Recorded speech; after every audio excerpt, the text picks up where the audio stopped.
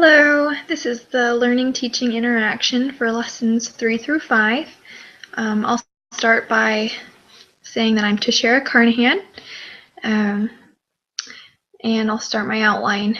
The Family Life Education Chapter 4 that we read about, some points that stood out to me from that chapter was on component display theory.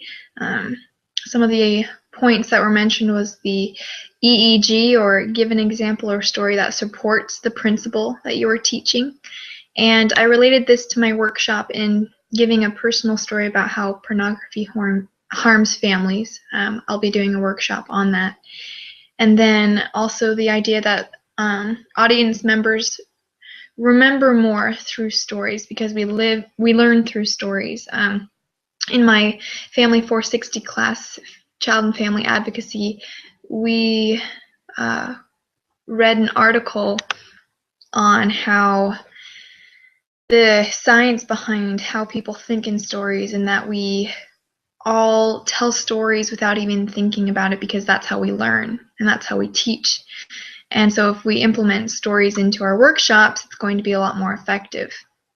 The same thing with sacrament talks. You always remember the ones that have stories in them because it's interesting, it's engaging. Another point was the IG, or invite audience to express the rule or principle in their own way.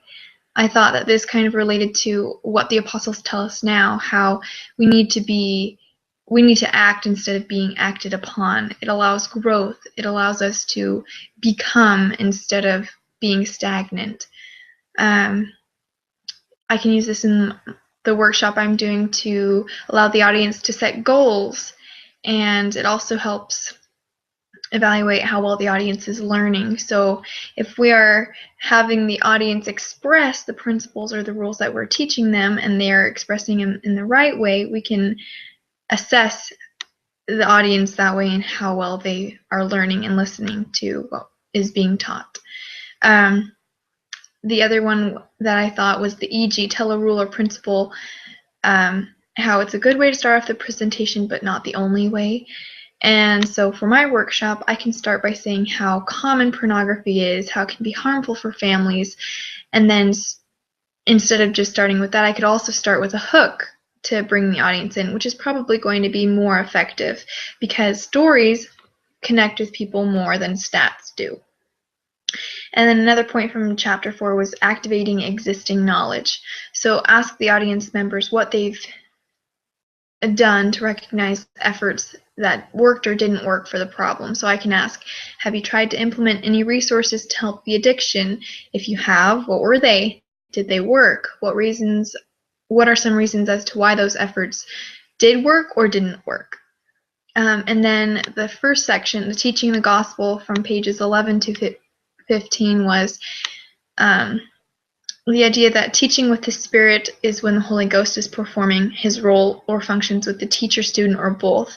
And this happened a lot in my primary class this year. I'm teaching the 11-year-olds, and I would ask questions that weren't even listed in the manual just because I was teaching with the intent to have the students learn through the Spirit, not through me.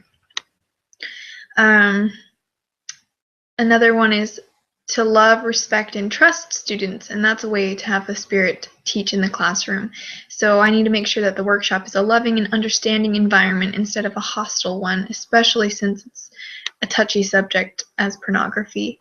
Maintain participation in students. So that reminds me a lot of the BYU Idaho classes. They always connect the material back to gospel principles and scriptures, and we learn better that way. In my Parenting 220 class, we kept a journal, and we would write down different thoughts or inspirations that came to us, and that was a form of participation, and I learned a ton that way through the Spirit. And also aid the application for students, so show positive examples. For the workshop, it's especially important in giving audience members hope for their situation. In chapter 5, it talked about engaging the audience, so make sure it's relevant, respectful, and give participation. And a good example was my marriage prep teacher, Sister Hendricks. She always made the class relevant, especially since I wasn't married yet. She was always respectful, and she always had tons of different participation things we could do. She would hand out handouts, and she would have the class come up, write on the board, anything to get us engaged in the lesson material that we were learning. And I remember that. In Chapter 6 of Family Life Education, about answering questions, you need to try to get the group to learn by answering questions, and God is a master at this. He does this with us all the time.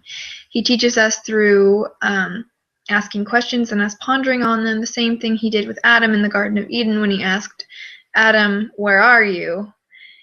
God knew where Adam was, but Adam had to think on why he was hiding from God in the first place. And then using personal narrative, so stories have an emotional quality that reaches the hearts of participants more quickly than statistics do, because the audience can connect and feel that the teacher's a real person with problems like them. And so I can share a personal story of pornography that I've been through with the workshop in order to connect the audience on a more personal level. And then family councils, it talked about family councils in Chapter 6 on how it can help families come together and learn and grow from each other. And this reminded me of my Family 360 class, Family Stress and Coping, when we learned about councils that the Brethren of the Church hold and how they advise us to do the same thing, to learn and grow from each other. And I thought that that was pretty cool to read that in a secular resource on the benefits of that.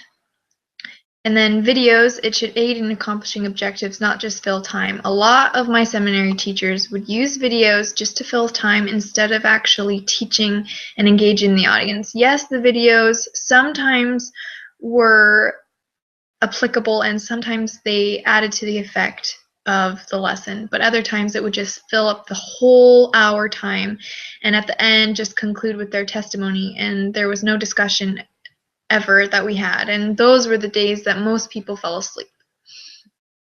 In Chapter 7, it was talking all about understanding the audience and the diversity within the group, and I just thought that even though a lot of the people at BYU Idaho are going to be members, there are still tons of different cultures, tons of different values that are going to be in the audience, and so I need to be aware of that as I'm conducting activities and such. I don't want to make anybody offended by doing a competitive activity if some of the people in the audience find that to be offensive. So that wouldn't be good.